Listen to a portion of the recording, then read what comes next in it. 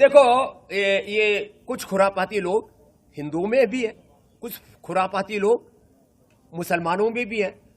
ये चारों तरफ जो खुरापात करने वाले लोग हैं ना, इन सबको संविधान और लोकतंत्र के दायरे में इतना भयंकर दंडित करना चाहिए कि किसी की हिमाकत ना हो एक दूसरे के प्रति घृणा और नफरत फैलाने। उत्तराखंड में शुद्धिकरण किया जा रहा है, वही तो बोल रहा हूं। उत्तराखंड में टनल हादसा हुआ है, कहना जी आपका? कुछ लोगों को ऐसा लगता है भारत में कुछ अच्छा हो ही नहीं रहा, भारत तो पूरी तरह से बर्बाद ही हो गया। कौन है जी? जो खुद बर्बाद हो चुके हैं राजनीतिक दृष्टि से, जिनको ऐसा लगता है कि कब छपाकी मार करके और प्रधानमंत्री की कुर्सी पर बैठ जाओ।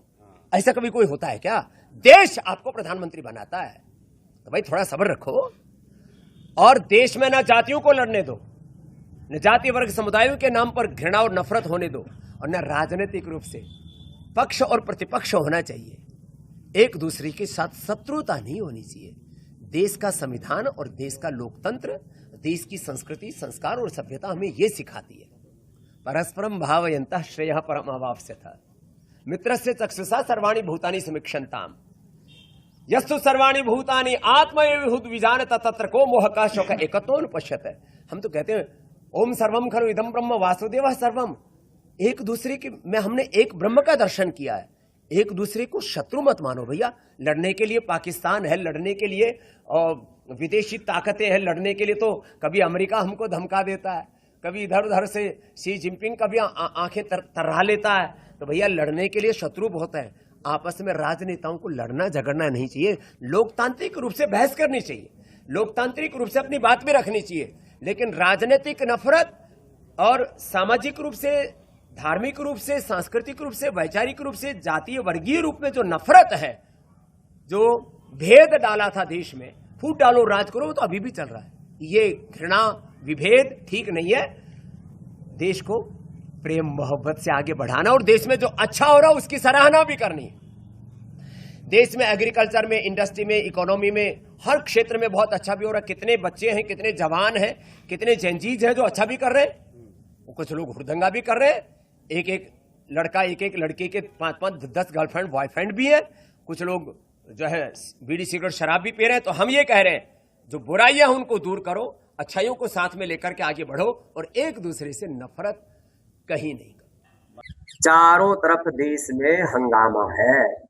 छोटे छोटे स्कूल कॉलेजों से बच्चे निकल रहे हैं कि हमारे यहाँ टीचर नहीं है, हमारे यहाँ लाइट नहीं है, हमारे यहाँ पानी नहीं है, हमारे यहाँ शौचालय नहीं है, हमारे यहाँ टीचर है तो किताबें नहीं है, किताबें हैं तो टीचर नहीं है, और टीचर है तो पढ़ाई में नकल हो जाती है, कहीं पेपर लीक हो जाता है। और पेपर पास भी कर लिया, 10वीं 12वीं का बोर्ड एग्जाम भी दे लिया, तो 10वीं 12वीं के जो एग्जाम के मार्क्स हैं वो कहीं जुड़ते ही नहीं है। कॉम्पिटिटिव एग्जाम्स के आधार पर ही आगे यूनिवर्सिटी में सिलेक्शन होता है, और उसके बाद में फिर जो है जब कहीं नौकरी की बारी आए, खास करके गवर्नमेंट जॉब्स में इंटरव्यू के दौरान 90 से 99% घोटाला होता है। अपने विचार, अपने संस्कार, अपने संगठन, अपने ही जाति वर्ग समुदाय के लोगों को ठोक लेते हैं और बाकी को बाहर धक्का मार देते हैं। ये बहुत ही अपमानजनक है।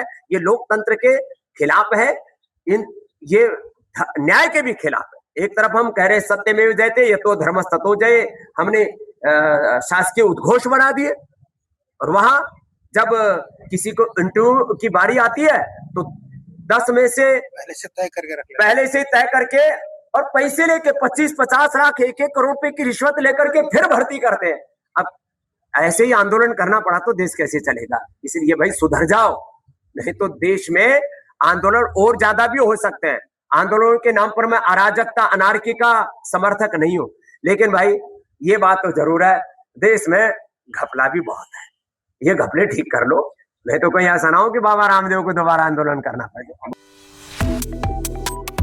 Subscribe to One India and never miss an update. Download the One India app now.